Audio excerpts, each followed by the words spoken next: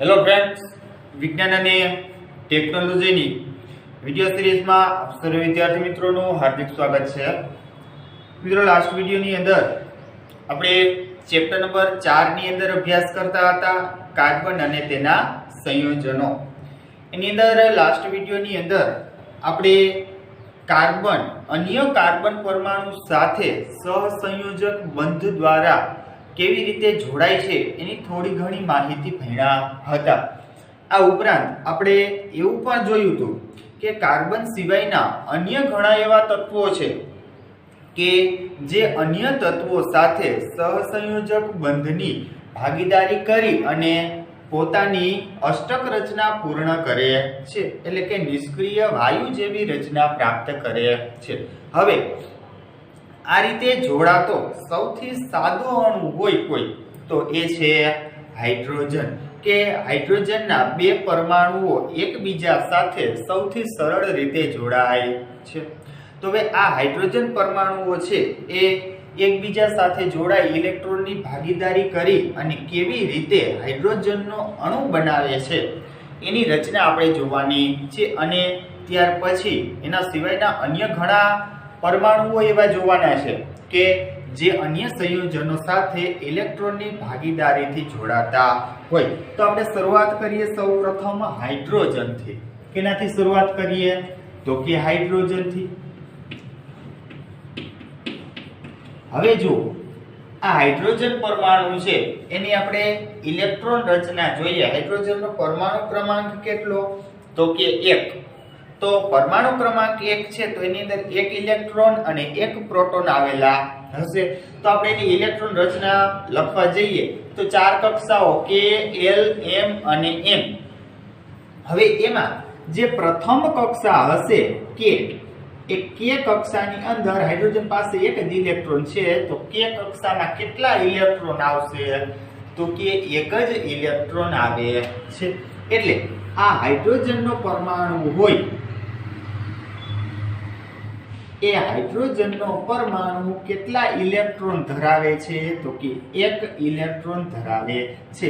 આ જે ઇલેક્ટ્રોન હોય એ ઇલેક્ટ્રોનને આપણે ચોકડી દ્વારા એટલે કે ગુણાકાર ચોકડી દ્વારા અથવા તો ટપકા સ્વરૂપે દર્શાવી શકીએ છીએ। યાદ રાખજો કે ઇલેક્ટ્રોન આપણે દર્શાવવા હોય તો એ ઇલેક્ટ્રોનને આપણે કેવી રીતે દર્શાવી શકીએ તો કે કાં તો ચોકડી કરી દેવાની, ચોકડી દ્વારા પણ દર્શાવી શકીએ છીએ અને ટપકા દ્વારા પણ દર્શાવી શકીએ છીએ। હવે જો તો કે આ હાઇડ્રોજન પાસે એક જ ઇલેક્ટ્રોન છે, તો આ હાઇડ્રોજન છે એ કોઈ બીજો હાઇડ્રોજન હશે તો કે જો અત્યારે હાઇડ્રોજનના કેટલા પરમાણુ છે આપણી પાસે તો કે બે પાસે કેટલા ઇલેક્ટ્રોન છે તો કે એક ઇલેક્ટ્રોન છે। હવે શું કરશે તો કે આ બંને હાઇડ્રોજન પરમાણુઓ છે એ બંને હાઇડ્રોજન પરમાણુ એકબીજા સાથે ઇલેક્ટ્રોનની ભાગીદારી કરી લે છે, એટલે એક ઇલેક્ટ્રોન આનો અને એક ઇલેક્ટ્રોન આનો, એટલે બંને હાઇડ્રોજન પરમાણુ છે એકબીજા સાથે એક ઇલેક્ટ્રોનની કરી લેશે ભાગીદારી, જેથી કરી અને બંને પાસે છે ટોટલ 2 ઇલેક્ટ્રોન થઈ જાય। જોજો બે પાસે એક ઇલેક્ટ્રોન હતા તો કે હા આ હાઇડ્રોજન પરમાણુ છે આ બેયના એક ઇલેક્ટ્રોન। હવે જોજો તો કે આની અંદરની કક્ષામાં આવી જાય એટલે 2 ઇલેક્ટ્રોન આના પર થશે, ત્યાર પછી આની અંદરને પણ આવી જશે એટલે બંને ઇલેક્ટ્રોન આના પર થશે, એટલે બે વચ્ચે ટોટલ કેટલા ઇલેક્ટ્રોન છે તો કે 2।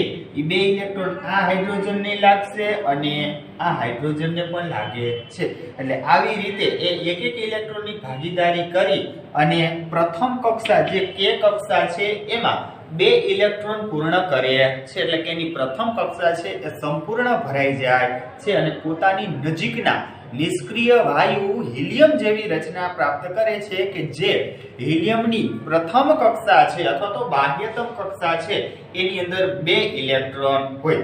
હવે અહીં જુઓ તો કે હાઇડ્રોજન વચ્ચે કેટલા ઇલેક્ટ્રોનની આપ-લે થઈ છે તો કે એક ઇલેક્ટ્રોનની આપ-લે થઈ, એટલે કેટલી જોડી બની તો કે એક જ જોડી બની।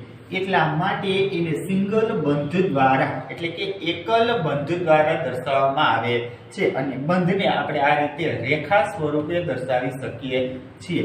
આ ભાગમાં ઇલેક્ટ્રોન હોય રેખાના બંને છેડ, તો આ બે હાઇડ્રોજન વચ્ચે એકલ બંધ છે, એનો મતલબ એમ થયો કે બંને ઇલેક્ટ્રોન વચ્ચે કેટલા ઇલેક્ટ્રોનની આપલે થઈ હશે તો કે એક એક. કેટલા ઇલેક્ટ્રોનની ભાગીદારી થઈ હશે તો કે એક આનો અને એક આનો.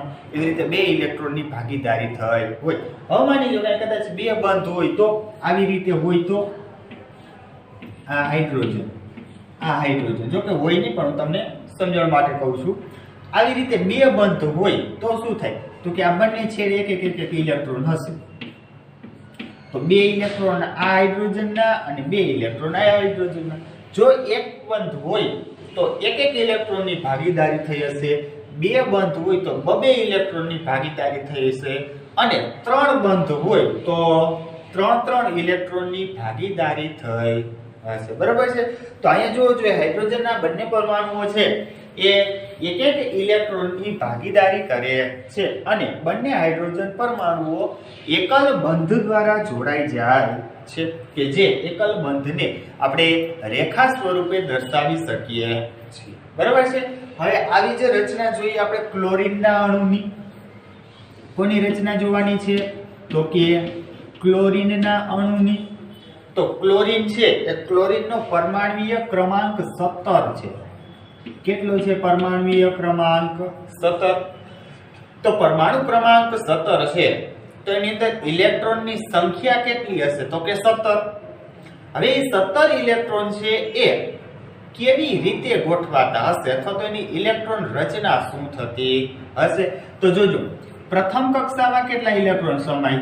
2. બીજી કક્ષામાં કેટલા ઇલેક્ટ્રોન સમાય? 8. તો 8 ને 2 10 ઇલેક્ટ્રોન સમાઈ ગયા. હવે વૈધા કેટલા તો કે 7. એ ત્રીજી કક્ષામાં આવે છે. એટલે ક્લોરીનમાં કે કક્ષામાં 2 ઇલેક્ટ્રોન, એલ કક્ષામાં 8 ઇલેક્ટ્રોન અને એમ કક્ષામાં 7 ઇલેક્ટ્રોન હશે. થાય ને આવી રીતે?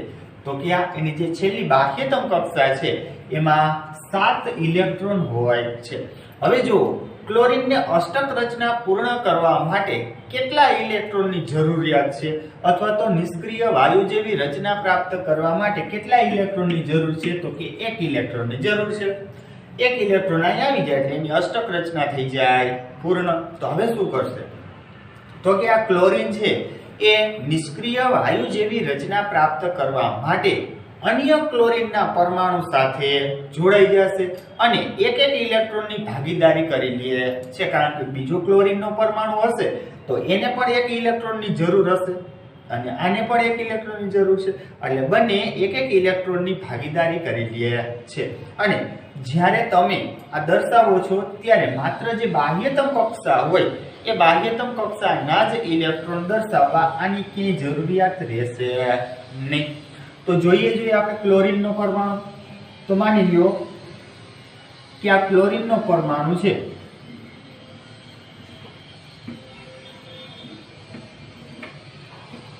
હવે આ ક્લોરીનનો પરમાણુ એની બાહ્યતમ કક્ષામાં કેટલા ઇલેક્ટ્રોન છે તો કે 7 ઇલેક્ટ્રોન છે. તો 2 ઇલેક્ટ્રોન અહીં આવી જાય, 2 ઇલેક્ટ્રોન અહીંયા, ટોટલ 4 ને 2 6, 6 ને 1 7 થઈ ગયા. આવી રીતે બાહ્યતમ કક્ષામાં 7 ઇલેક્ટ્રોન. હવે એક બીજો ક્લોરીનનો પરમાણુ હશે તો કે એની અંદર પણ બાહ્યતમ કક્ષામાં કેટલા ઇલેક્ટ્રોન હશે તો કે 7 ઇલેક્ટ્રોન હોય છે. તો આ ક્લોરીનનો પરમાણુ એની બાહ્યતમ કક્ષામાં 2 4 6 અને 1 7 ઇલેક્ટ્રોન હશે. બંને ક્લોરીન પરમાણુને અષ્ટક રચના પૂર્ણ કરવા માટે એક ઇલેક્ટ્રોનની જરૂર છે તો કે હા. તો હવે શું થાય તો કે આ બંને છે એ એક ઇલેક્ટ્રોનની કરી લેશે ભાગીદારી, જેને કારણે ક્લોરીનનો અણુ બને છે.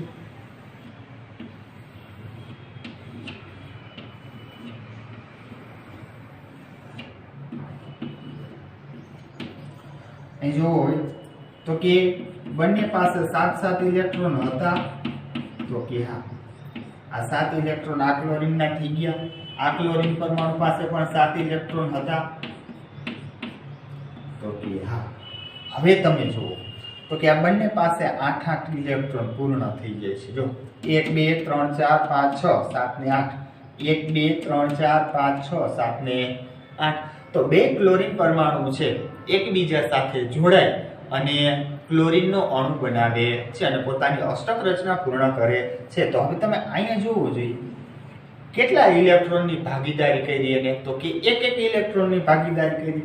તો આ બંને જે ક્લોરીનના પરમાણુ છે એની વચ્ચે કયો બંધ આવશે? તો કે સિંગલ બંધ આવે છે. બરાબર છે.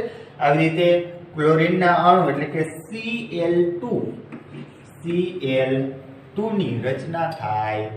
બરાબર. ચાલો જોઈએ હવે ત્યાર પછી આપણે આગળ જોઈએ તો કે આ એકલ બંધ દ્વારા રચાતા અણુનું નિર્માણ આપણે જોઈ લીધું કે ક્લોરીન અને હાઇડ્રોજન આ બંને પરમાણુઓ છે એ એકલ બંધ દ્વારા જોડાય છે, એટલે કે એક ઇલેક્ટ્રોનની ભાગીદારી કરે છે. હવે આપણે જોઈએ ઓક્સિજન, કે ઓક્સિજનનો અણુ છે એ ઓક્સિજનના અણુનું નિર્માણ કેવી રીતે થતું હશે? તો ઓક્સિજનનો પરમાણુ ક્રમાંક કેટલો? 8. કેટલો છે? 8 છે. તો પ્રથમ કક્ષાની અંદર 2 ઇલેક્ટ્રોન અને બીજી કક્ષામાં 6 ને 2 8 ઇલેક્ટ્રોન થઈ ગયા પૂર્ણ. તો કે હા. હવે જો એની બાહ્યતમ કક્ષામાં કેટલા ઇલેક્ટ્રોન છે? તો કે 6 ઇલેક્ટ્રોન છે. તો આને અષ્ટક રચના પૂર્ણ કરવા માટે હજી વધારે 2 ઇલેક્ટ્રોનની જરૂર પડે. તો આ ઓક્સિજનનો પરમાણુ શું કરશે? તો કે અન્ય ઓક્સિજનના પરમાણુ સાથે જોડાઈ જશે અને 2 ઇલેક્ટ્રોનની કરી દેશે ભાગીદારી. 2 ઇલેક્ટ્રોનની જરૂરિયાત છે અને અષ્ટક પૂર્ણ કરવા માટે, તો 2 ઇલેક્ટ્રોનની કરશે ભાગીદારી, જેના કારણે બંનેની અષ્ટક રચના પૂર્ણ થઈ જાય છે અને ઓક્સિજનનો અણુ બને છે. જોવો જોઈએ તો કે આ છે ઓક્સિજનનો પરમાણુ. એની પાસે બાહ્યતમ કક્ષામાં કેટલા ઇલેક્ટ્રોન છે? તો કે 6 ઇલેક્ટ્રોન છે. તો આ 2 4 અને 6. બીજો એક ઓક્સિજનનો પરમાણુ લઈએ આપણે, તો એની પાસે પણ બાહ્યતમ કક્ષામાં કેટલા ઇલેક્ટ્રોન હશે? તો કે 6 ઇલેક્ટ્રોન હશે. તો એ 6 ઇલેક્ટ્રોનમાં આ 2 આ 4 અને આ 6. હવે જુઓ બંનેને કેટલા ઇલેક્ટ્રોનની જરૂરિયાત છે? તો કે 2 ઇલેક્ટ્રોનની. તો આ બંને છે એ 2 ઇલેક્ટ્રોનની કરશે ભાગીદારી. શું કરે છે? 2 ઇલેક્ટ્રોનની ભાગીદારી કરી લે છે. આવી રીતે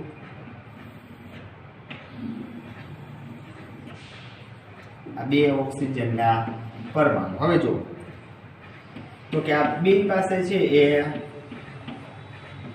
6 ઇલેક્ટ્રોન હતા, 2 2 4 ને 2 6.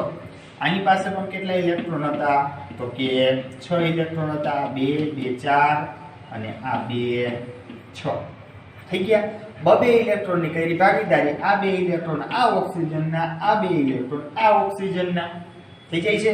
હવે ગણીએ આપણે તો કે 1 2 3 4 5 6 7 ને 8 આની અષ્ટક રચના થઈ ગઈ પૂર્ણ. 1 2 3 4 5 6 7 અને 8 એની પણ અષ્ટક રચના થઈ ગઈ પૂર્ણ. એટલે આ ઓક્સિજન છે એ ઓક્સિજનના 2 પરમાણુઓ એકબીજા સાથે જોડાય અને ઓક્સિજનનો અણુ એટલે કે O2 નું નિર્માણ કરે છે. હવે જોજો બરોબર અહીંયા તો કે કેટલા ઇલેક્ટ્રોનની બે વચ્ચે ભાગીદારી થઈ છે? તો કે 2 ઇલેક્ટ્રોનની. કેટલા? તો કે 2 ઇલેક્ટ્રોનની. તો અહીંયા દ્વિબંધ આવે. કેટલા બંધ આવશે? દ્વિબંધ આવશે. કે આ 2 ઓક્સિજનના જે પરમાણુઓ છે એ બંને ઓક્સિજનના પરમાણુ વચ્ચે 2 ઇલેક્ટ્રોનની આપલે થઈ છે, એટલે એને દ્વિબંધ દ્વારા દર્શાવાય છે. જો છે આ 2 ઇલેક્ટ્રોન આના અને 2 ઇલેક્ટ્રોન આના, એટલે ટોટલ એને 4 ઇલેક્ટ્રોન મળે છે. પણ ભાગીદારી કેટલા ઇલેક્ટ્રોનની કરે છે? તો કે 2 ઇલેક્ટ્રોનની કરે છે. એટલા માટે એને દ્વિબંધ દ્વારા દર્શાવવામાં આવે. બરાબર. ત્યાર પછી જોઈએ આપણે પાણીના અણુનું નિર્માણ. કે આ પાણીનું અણુ છે એ હાઇડ્રોજન અને ઓક્સિજનનું સહસંયોજન થઈ અને કેવી રીતે બને છે આપણે ખબર છે કે પાણીના અણુનું સૂત્ર શું? તો કે H2O. 2 હાઇડ્રોજનના પરમાણુ અને 1 ઓક્સિજનનો પરમાણુ. તમે પ્રથમ જોવો જોઈએ આ ઓક્સિજન છે, તો ઓક્સિજનની બાહ્યતમ કક્ષામાં કેટલા ઇલેક્ટ્રોન હોય? હંમેશા તો કે 6 ઇલેક્ટ્રોન હોય. એટલે આ ઓક્સિજન છે એને 2 ઇલેક્ટ્રોનની જરૂરિયાત રહે. તો કે હા. હવે જોઈએ હાઇડ્રોજન. તો હાઇડ્રોજનમાં 1 જ ઇલેક્ટ્રોન હોય. એની જે K કક્ષા છે, પ્રથમ કક્ષા છે, એમાં એક જ ઇલેક્ટ્રોન હોય, તો આ એક હાઇડ્રોજન છે એની પાસે વધારાનો કેટલા ઇલેક્ટ્રોન હશે? તો કે એક. બીજો હાઇડ્રોજન છે એની પાસે વધારાના કેટલા ઇલેક્ટ્રોન હશે? તો કે એક. તો આ ઓક્સિજનને 2 ઇલેક્ટ્રોનની જરૂરિયાત છે, હાઇડ્રોજનને એક ઇલેક્ટ્રોનની જરૂરિયાત છે. તો થશે શું? તો કે આને 2 ની જરૂર છે, આને એક ની જરૂર છે. તો આ ઓક્સિજનનો પરમાણુ છે એ 2 હાઇડ્રોજન સાથે જોડાઈ જાય છે, એટલે બે પાસેથી એક ઇલેક્ટ્રોન મેળવે છે અને કરે છે ભાગીદારી. શું કરે છે? તો કે ભાગીદારી કરે છે. કેવી રીતે કરે છે? જો તો કે આ ઓક્સિજનનો પરમાણુ છે, હવે એ ઓક્સિજનના પરમાણુ પાસે બાહ્યતમ કક્ષામાં 6 ઇલેક્ટ્રોન છે. કેટલા? તો કે 6 ઇલેક્ટ્રોન છે. 1 2 3 4 5 ને 6. અષ્ટક પૂર્ણ કરવા માટે એને 1 ઇલેક્ટ્રોનની જરૂરિયાત છે. તો અહીંયા હાઇડ્રોજન સાથે જોડાઈ ગઈ. માની લો કે અહીંયા છે હાઇડ્રોજનનો પરમાણુ,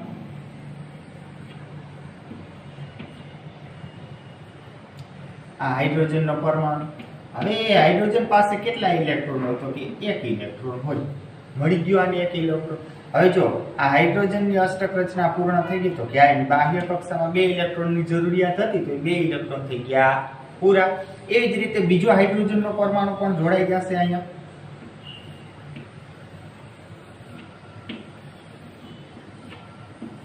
હાઇડ્રોજનનો પરમાણુ એની પાસે કેટલા ઇલેક્ટ્રોન હતા? તો કે 1 ઇલેક્ટ્રોન. તો કઈ ભાગીદારી? તો હવે જો હાઇડ્રોજનને પ્રથમ કક્ષામાં 2 ઇલેક્ટ્રોનની જરૂરિયાત હતી. આ ચકેડું જોવો જોઈએ તમે. 2 પૂરા થઈ ગયા. હા, અહીંયા હાઇડ્રોજનને 2 પૂરા થઈ ગયા. તો કે હા. તો બંને હાઇડ્રોજન પરમાણુ છે એની બાહ્યતમ કક્ષા સંપૂર્ણ ભરાઈ ગઈ. હવે આપણે જોઈએ ઓક્સિજન. તો આ ઓક્સિજન છે એમાં અષ્ટક રચના પૂર્ણ થાય છે કે નથી થતી? તો કે 1 2 3 4 5 6 7 અને 8. ઓક્સિજનની પણ અષ્ટક રચના પૂર્ણ થઈ ગઈ છે. પણ એક ઓક્સિજન સાથે કેટલા હાઇડ્રોજન જોડાય છે? તો કે 2 હાઇડ્રોજન જોડાય છે. તો આ ઓક્સિજનનો પરમાણુ એની સાથે 1 હાઇડ્રોજન અને અહીંયા બીજું હાઇડ્રોજન આવે છે. બંને હાઇડ્રોજન વચ્ચે એક ઇલેક્ટ્રોનની જ ભાગીદારી થઈ છે, એટલે સિંગલ બંધ આવે છે. એકલ બંધ. કયો બંધ? તો કે એકલ બંધથી બંને હાઇડ્રોજન પરમાણુ ઓક્સિજન સાથે જોડાયેલા હોય છે. આવી રીતે પાણીના અણુનું નિર્માણ થાય છે. હવે જો H2 એટલે 2 હાઇડ્રોજન પરમાણુ છે અને ઓક્સિજન કેટલા? તો કે 1. આ થઈ ગયો પાણીનો અણુ. બરાબર. આવી રીતે રચના છે એ પાણીના અણુની હોય છે. આવી રીતે સહસંયોજક બંધ બનાવી. સહસંયોજક બંધ કોને કહેવાય? તો કે 2 પરમાણુઓ હોય, એ 2 પરમાણુ વચ્ચે ઇલેક્ટ્રોનની ભાગીદારીથી જે બંધ બનતો હોય એ બંધને સહસંયોજક બંધ કહેવાય. કે કોઈ પણ 2 પરમાણુઓ હોય, એ 2 પરમાણુ વચ્ચે ઇલેક્ટ્રોનની લેતી દેતી એટલે કે ઇલેક્ટ્રોનની ભાગીદારીથી જે બંધનું નિર્માણ થાય છે એ બંધને સહસંયોજક બંધ કહેવામાં આવે છે. જો એકલ બંધનું નિર્માણ જોઈ લીધું આપણે, દ્વિબંધનું નિર્માણ જોઈ લીધું. હવે જોઈએ ત્રિબંધનું નિર્માણ.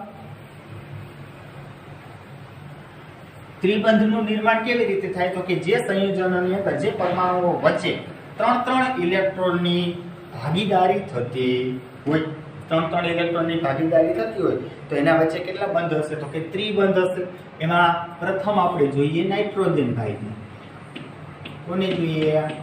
નાઇટ્રોજનને. તો નાઇટ્રોજનનો પરમાણુ ક્રમાંક કેટલો? તો કે 7. તો એમાં પ્રથમ કક્ષામાં 2 ઇલેક્ટ્રોન આવી જાય. તો વાય વધ્યા કેટલા? તો કે 5. એ 5 ઇલેક્ટ્રોન છે એ બીજી કક્ષામાં, 2 ઇલેક્ટ્રોન K કક્ષામાં અને 5 ઇલેક્ટ્રોન L કક્ષામાં. હવે આ L કક્ષાને એને પૂર્ણ કરવી હશે તો એને કેટલા ઇલેક્ટ્રોનની જરૂરિયાત રહેશે? તો 3 ઇલેક્ટ્રોનની જરૂરિયાત રહે. તો આ નાઇટ્રોજન પરમાણુ છે એ અન્ય નાઇટ્રોજન પરમાણુ સાથે સહસંયોજક બંધ દ્વારા જોડાઈ જાય છે અને આને 3 ની જરૂરિયાત છે તો બીજા નાઇટ્રોજન પરમાણુને પણ 3 ઇલેક્ટ્રોનની જરૂરિયાત હશે. તો બંને નાઇટ્રોજન પરમાણુ હોય એ 3 ઇલેક્ટ્રોનની ભાગીદારી કરીએ. શું કરીએ? 3 ઇલેક્ટ્રોનની ભાગીદારી કરી અને પોતાની અષ્ટક રચના પૂર્ણ કરે છે. જોવું જોઈએ અહીંયા. આ એક નાઇટ્રોજનનો પરમાણુ એની પાસે બાહ્યતમ કક્ષાને લખવાની કઈ જરૂરિયાત નહીં છે, માત્ર બાહ્યતમ કક્ષાના જ ઇલેક્ટ્રોન લખવા. તો એની પાસે 5 ઇલેક્ટ્રોન છે. કેટલા? તો કે 5. 1 2 3 4 ને 5 થઈ ગયા. એવી જ રીતે બીજો નાઇટ્રોજન પરમાણુ હશે. આ બીજો નાઇટ્રોજન પરમાણુ, એની પાસે પણ કેટલા ઇલેક્ટ્રોન હશે? તો કે 1 2 3 4 અને 5. હવે જો ઘટે છે બે ને કેટલા કેટલા? તો 3 ઘટે છે. તો એ બે શું કરશે? 3 ઇલેક્ટ્રોન ની કરી લે ભાગીદારી. 3 ઇલેક્ટ્રોન ની એ લોકો ભાગીદારી કરે એટલે આવી રીતે કંઈક થશે.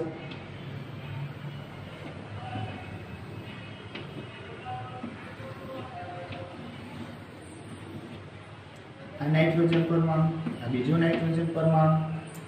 હવે જો બે પાસે હતા કેટલા? તો 5 ઇલેક્ટ્રોન હતા. તો કે હા, આ બે અને 3 ઇલેક્ટ્રોન ની કરશે ભાગીદારી. શું કરશે? ભાગીદારી. તો 1 2 3 4 અને 5 પૂરા. હવે આ નાઇટ્રોજન નો પરમાણુ છે એની પાસે પણ કેટલા ઇલેક્ટ્રોન? તો કે 5. 1 2 અને 3 ઇલેક્ટ્રોન ની કરશે ભાગીદારી. જોવું જોઈએ આમાં કેટલા થાય છે. તો કે 1 2 3 4 5 6 7 ને 8. આની અષ્ટક રચના થઈ ગઈ પૂર્ણ. એવી જ રીતે આ નાઇટ્રોજન પરમાણુમાં ગણો તમે. જો તો કે 1 2 3 4 5 6 7 અને 8 બંનેની અષ્ટક રચના થઈ જાય છે પૂર્ણ. અને N2 નો અણુ બને છે, એટલે કે નાઇટ્રોજન નો અણુ બને છે. હવે જોઈએ અહીંયા આપણે તો કે કેટલા ઇલેક્ટ્રોનની ભાગીદારી થઈ છે ભાઈ. જો એક ઇલેક્ટ્રોનની ભાગીદારી થઈ હોય તો એકલ બંધ દ્વારા દર્શાવાય છે. બબે ઇલેક્ટ્રોનની ભાગીદારી થઈ હોય તો દ્વિબંધ દ્વારા દર્શાવાય છે. પણ આ એકય નહીં, બેય નહીં, અને તો હદ વટાવી 3 ઇલેક્ટ્રોનની ભાગીદારી કહી દી. તો 3 ઇલેક્ટ્રોનની ભાગીદારી કરે તો એને ત્રિબંધ દ્વારા દર્શાવવામાં આવે. શું? કેના દ્વારા દર્શાવવામાં આવે? તો કે ત્રિબંધ દ્વારા. 3 બંધ દ્વારા. ટ્રિપલ બોન્ડ કહેવાય. બંધ એટલે bond, single bond, double bond અને ટ્રિપલ બોન્ડ. અહીં 3 બંધ દ્વારા એને દર્શાવવામાં આવે છે. કારણ કે કેટલા ઇલેક્ટ્રોનની ભાગીદારી થાય? તો 3. તો 3 ઇલેક્ટ્રોન આ ભાઈના હશે અને 3 ઇલેક્ટ્રોન આ ભાઈના હશે. Total 6 electron. એટલે બેયના કેટલા હશે? તો કે 3. તો 3 ઇલેક્ટ્રોનની ભાગીદારી થઈ છે એટલા માટે આને ટ્રિપલ બંધ દ્વારા દર્શાવવામાં આવે છે. હવે જોઈએ એમોનિયાના અણુનું નિર્માણ. તો આ એમોનિયા, એનું સૂત્ર તમને ખબર છે?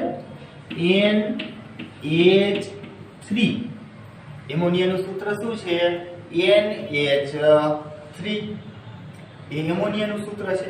તો એમાં મધ્યસ્થ અણુ તરીકે નાઇટ્રોજન હોય છે. કોણ હોય છે? નાઇટ્રોજન. એ નાઇટ્રોજન સાથે હાઇડ્રોજનના 3 પરમાણુઓ જોડાયેલા હોય છે. તો જેવી રીતે આપણે પાણીના અણુનું નિર્માણ જોઈ ગયા એવી જ રીતે એમોનિયાના અણુનું નિર્માણ જોવાનું છે. તો અહીં નાઇટ્રોજનનો જોવો જોઈએ બાહ્યતમ કક્ષામાં કેટલા ઇલેક્ટ્રોન? 5. એને ઘટે છે કેટલા? તો કે 3. તો એ 3 હાઇડ્રોજનના પરમાણુ સાથે જોડાઈ ગયા છે. અને એ હાઇડ્રોજન પરમાણુ છે એની પાસે એક ઇલેક્ટ્રોન તો હોય જ છે. એક ઇલેક્ટ્રોનની એને જરૂર હોય. તો પ્રત્યેક હાઇડ્રોજન પરમાણુ નાઇટ્રોજનના પરમાણુ સાથે એક ઇલેક્ટ્રોનની ભાગીદારી કરે છે. એટલે હાઇડ્રોજનની બાહ્યતમ કક્ષા પણ પૂર્ણ થઈ જશે અને નાઇટ્રોજનની બાહ્યતમ કક્ષા પણ પૂર્ણ થઈ જાય છે. જો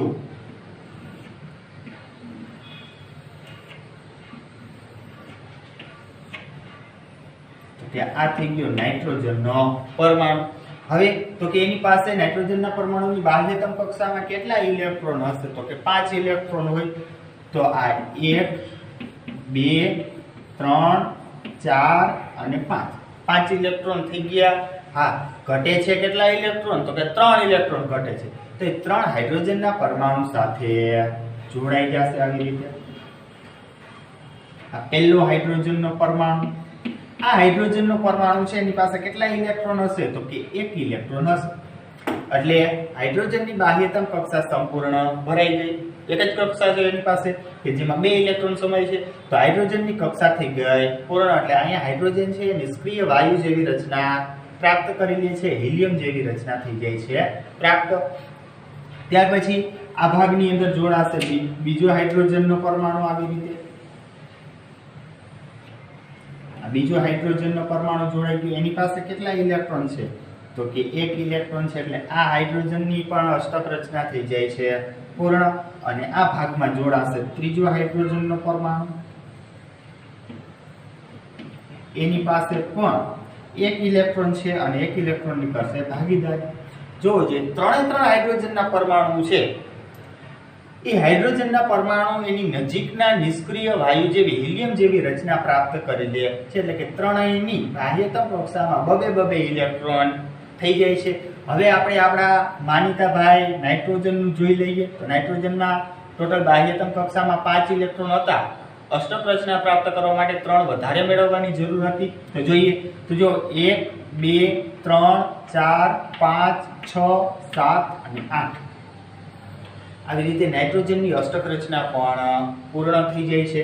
તો આ એમોનિયાની અંદર NH3 એટલે નાઇટ્રોજન સાથે કેટલા હાઇડ્રોજન પરમાણુ જોડાયેલા હશે? તો કે 3 હાઇડ્રોજન પરમાણુ જોડાયેલા હોય છે. ત્રણેય હાઇડ્રોજન પરમાણુ છે એ નાઇટ્રોજન સાથે સિંગલ બંધથી અને નાઇટ્રોજન ત્રણેય હાઇડ્રોજન પરમાણુ સાથે ટ્રિપલ બંધથી જોડાયેલો બરાબર છે.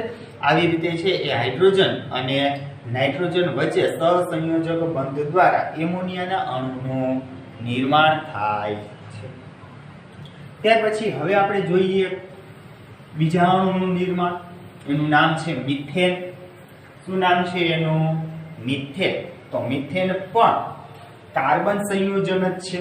મિથેન છે એ કાર્બનનું જ એક સંયોજન છે, સૌથી સરળ સંયોજન છે. કેવી રીતે હાઇડ્રોજન છે સૌથી સરળ સંયોજન હતું, તો એવી જ રીતે આ મિથેન પણ સૌથી સરળ સંયોજન છે. મિથેનનું સૂત્ર શું થાય? તો કે CH4, એક પ્રકારનું કાર્બન સંયોજન છે.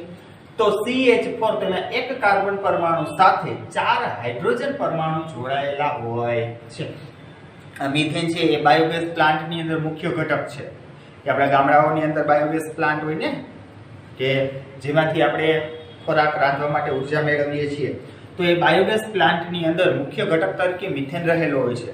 આ ઉપરાંત કોમ્પ્રેસ્ડ નેચરલ ગેસ CNG, તો આ CNG ની અંદર પણ મુખ્ય ઘટક તરીકે કોણ રહેલું હશે? તો કે મિથેન રહેલો હોય છે. હવે આ મિથેનના અણુનું નિર્માણ કેવી રીતે થાય છે એ આપણે જોઈએ. તો કે તમે જુઓ કાર્બનનો પરમાણુ ક્રમાંક કેટલો? 6. તો એમાં પહેલી કક્ષામાં 2 ઇલેક્ટ્રોન સમાય, બીજી કક્ષામાં 4 ઇલેક્ટ્રોન સમાય.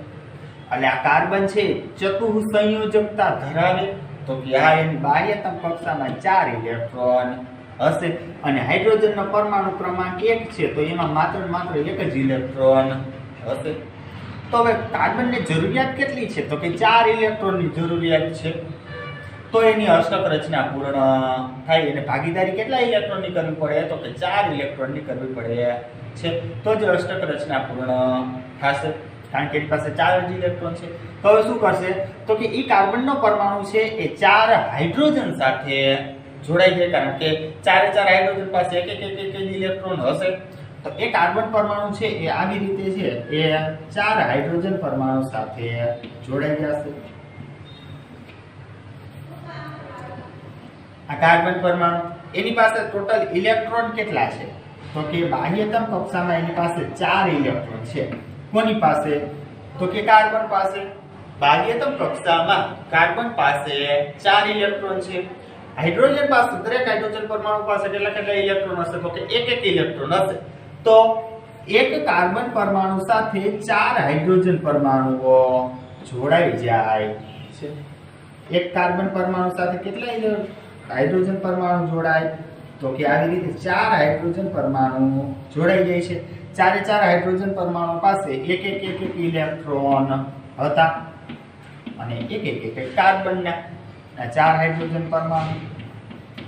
એટલે આ ભાગની અંદર છે આવી રીતે હાઇડ્રોજન પરમાણુ અને કાર્બન એ બધા છે એક ઇલેક્ટ્રોનની કરી લે છે ભાગીદારી, જેથી કરી અને અહીંયા તમે જુઓ 4 હાઇડ્રોજન પરમાણુ છે એ નિષ્ક્રિય વાયુ જેવી રચના પ્રાપ્ત કરે છે. એટલે કે બાહ્યતમ કક્ષા સંપૂર્ણ ભરાઈ જાય છે. અને એવી જ રીતે કાર્બન જુઓ તમે, તો કે કાર્બનના 2 અહીંયા 2 ને 2 4 ને 2 6 ને 2 8 અષ્ટક રચના થઈ જાય છે પૂર્ણ. તો આવી રીતે એક કાર્બન પરમાણુ અન્ય 4 હાઇડ્રોજન પરમાણુઓ સાથે જોડાય અને મિથેન એટલે કે CH4 ના અણુનું નિર્માણ કરે છે. શેનું નિર્માણ કરે છે? CH4 એટલે કે મિથેનના અણુનું નિર્માણ કરે છે. તો આવી જ રીતે જે બે પરમાણુઓ વચ્ચે ઇલેક્ટ્રોનની ભાગીદારીથી જે બંધ બનેલા હોય એ બંધને સહસંયોજક બંધ કહેવામાં આવે છે. કોઈ પણ બે પરમાણુ હોય એ બે પરમાણુ વચ્ચે ઇલેક્ટ્રોનની ભાગીદારી થઈ અને જે બંધનું નિર્માણ થાય એ બંધને સહસંયોજક બંધ કહેવામાં આવે છે. હવે આ જે સહસંયોજક બંધ ધરાવતા જે અણુઓ હોય એ પ્રબળ બંધથી બનેલા હોય એવું જણાય છે. શું? તો સહસંયોજક બંધથી બનેલા જે અણુ છે એની વચ્ચેના જે બંધ છે એ પ્રબળ એટલે કે મજબૂત બંધથી જોડાયેલા હોય એવું લાગે છે. પણ એનું જે આંતરાણવીય આકર્ષણ બળ છે એ ખૂબ જ ઓછું હોય છે. આ બંને પરમાણુ વચ્ચે આકર્ષણ બળ કેવું હશે? તો કે ખૂબ જ ઓછું હોય છે.